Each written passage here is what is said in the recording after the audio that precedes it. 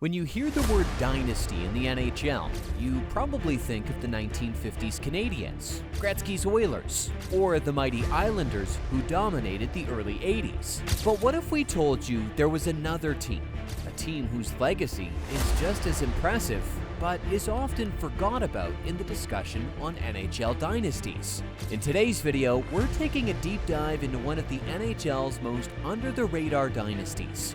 A team whose quiet dominance changed the game in ways you may have never realized. Let's dive in.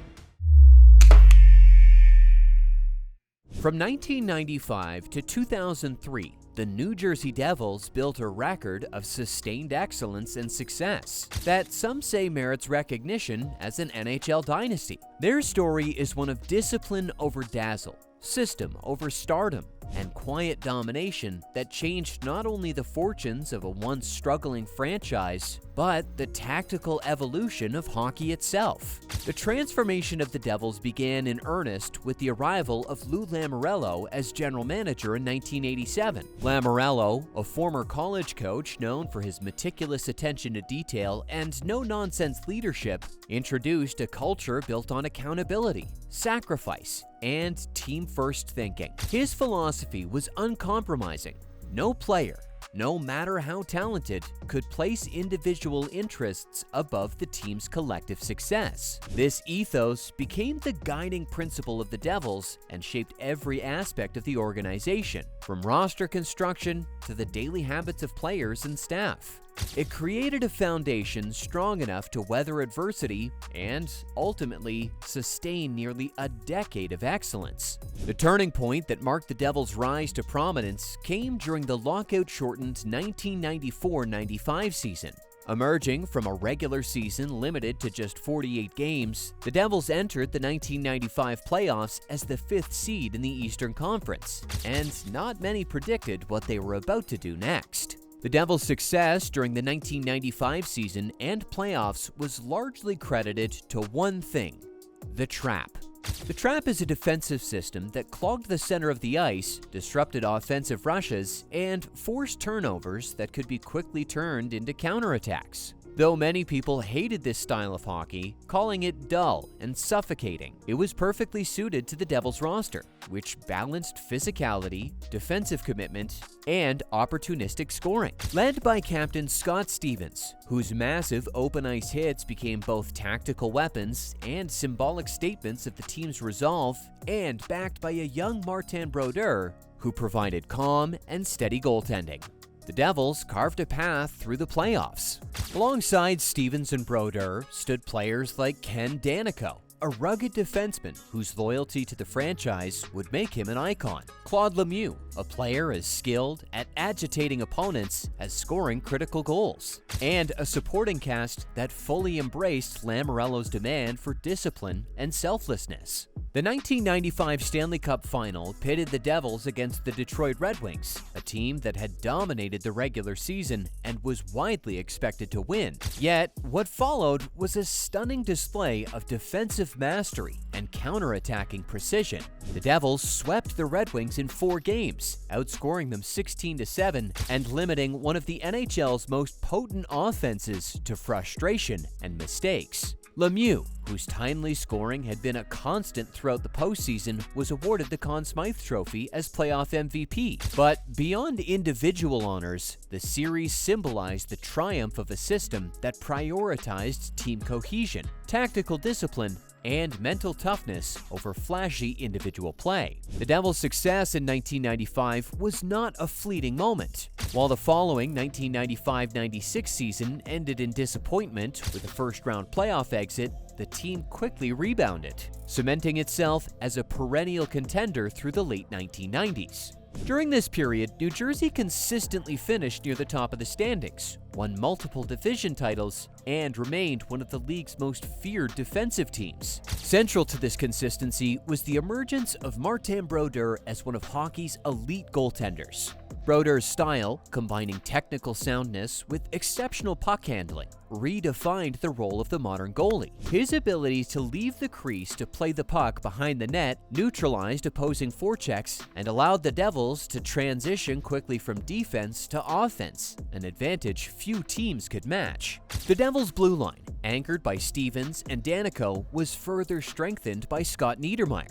whose smooth skating and offensive instincts complemented the team's otherwise defense-first identity. Niedermayer could carry the puck out of danger, create offensive chances, and yet remain defensively responsible, a testament to the Devils' balanced approach. This combination of physicality, finesse, and goaltending made the Devils a nightmare matchup for any opponent. The Devils reached their next peak in the 1999-2000 season. Despite the turbulence of firing head coach Robbie Ftorek with just 8 games remaining in the regular season, the Devils, under the guidance of Larry Robinson, entered the playoffs unified and determined.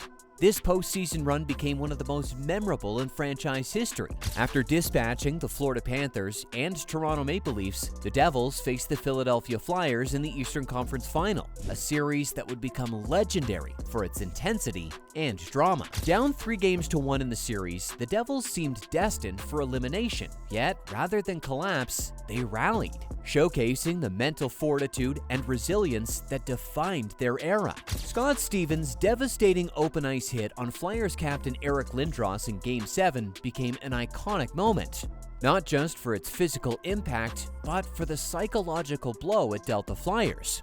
The Devils won that Game 7, completing the comeback and sending them to their second Stanley Cup final in 6 years. In the Stanley Cup final, the Devils met the defending champion Dallas Stars, a team built on similar defensive principles. The series was hard-fought, with games often decided by a single goal. Ultimately, the Devils prevailed in 6 games, clinching the cup on a double overtime goal by Jason Arnott. Scott Stevens, whose leadership and physical dominance had been critical throughout the playoffs, was awarded the Conn Smythe. The following season, 2000-01, further cemented the Devils' reputation as the NHL's premier Eastern Conference powerhouse. They finished with 111 points, winning the Atlantic Division and ranking among the league's elite in both goals scored and goals against, scoring a league-leading 295 goals while only allowing 195. In the 2000-2001 playoffs, the Devils advanced to their second consecutive Stanley Cup final and their third in 7 years, setting up a date with the Colorado Avalanche, whose roster featured NHL legends like Joe Sakic, Peter Forsberg, and Patrick Waugh. The final proved to be a clash of titans. The Devils held a 3-2 series lead after 5 games, seemingly on the brink of a repeat championship. Yet, Colorado rallied, winning Game 6 in New Jersey and then claiming Game 7 at home. The loss was a bitter disappointment, but it did little to diminish the Devils' stature. They were entering Dynasty territory. They only needed to pull off a few more cup wins. The core players who defined this era left an indelible mark on the franchise and the game. Martin Brodeur's goaltending style transformed expectations for the position, emphasizing puck handling as a critical skill and making him not merely a shot stopper, but an integral part of the team's breakout strategy. Scott Stevens, with his fierce hits and unshakable presence, became the embodiment of defensive intimidation and leadership. Scott Niedermayer's skating and vision added an offensive dimension from the blue line, while Ken Danico, through sheer grit and loyalty, symbolized the franchise's heart and soul. Offensively, the Devils evolved beyond their defensive roots. Patrick Elias emerged as a creative force and consistent scorer, leading the team in points across multiple seasons. The formation of the A-line, featuring Elias alongside Jason Arnott and Peter Sikora, provided the Devils with a balanced attack that could exploit opposing defenses while maintaining the team's defensive structure. Depth players like Bobby Holik, John Madden, Jay Pandolfo, Sergei Brylin, and Randy McKay played critical roles, embracing their assignments and often contributing decisive goals in tight playoff games. The Devils' third Stanley Cup championship, won in the 2002-03 season, served as the crowning achievement of this extraordinary era. That season, New Jersey finished with 108 points, again ranking among the NHL's best defensive teams.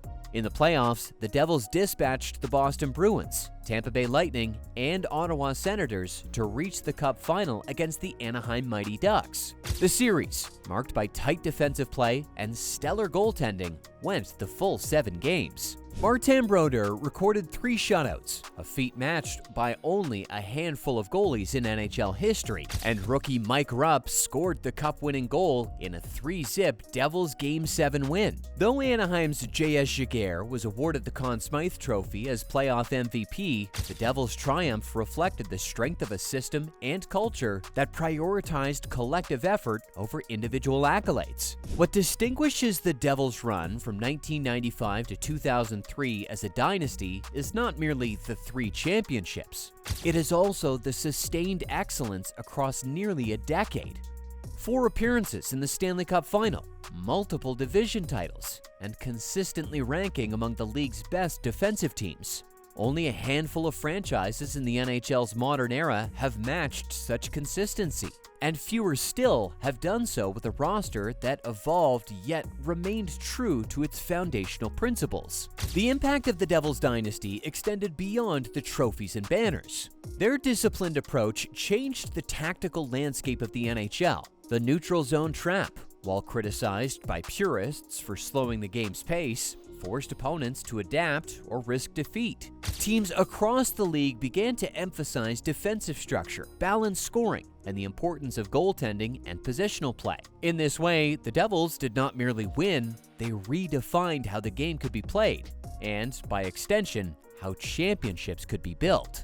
At the center of this transformation was Lou Lamoriello, whose steadfast commitments to a team-first philosophy created a culture of accountability and unity. Players who joined the Devils quickly understood that individual statistics, media attention, and personal style took a back seat to the franchise's broader goals. Even the smallest details, such as dress codes and media policies, reinforced this ethos. Critics saw it as restrictive, but within the locker room, it fostered trust and cohesion, qualities essential for enduring success. The Devils dynasty also featured moments that have become part of hockey folklore. Scott Stevens' crushing hit on Eric Lindros, delivered in the crucible of Game 7, was both a tactical maneuver and a statement of the team's identity. Jason Arnott's double overtime goal in 2000 captured the thrill of perseverance rewarded. The comeback against the Flyers after trailing 3-1 in the series highlighted the Devils' resilience and refusal to concede defeat. And Brodeur's shutouts in the 2003 final showcased the poise and excellence that defined his career. Yet, perhaps the most remarkable aspect of the Devils dynasty is how it endured without the traditional hallmarks of a sports dynasty. They lacked a single transcendent offensive superstar in the mold of Wayne Gretzky or Mario Lemieux.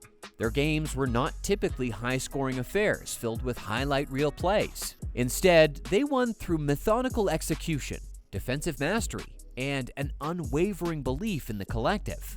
In doing so, they challenged and expanded the very definition of what it means to be a dynasty.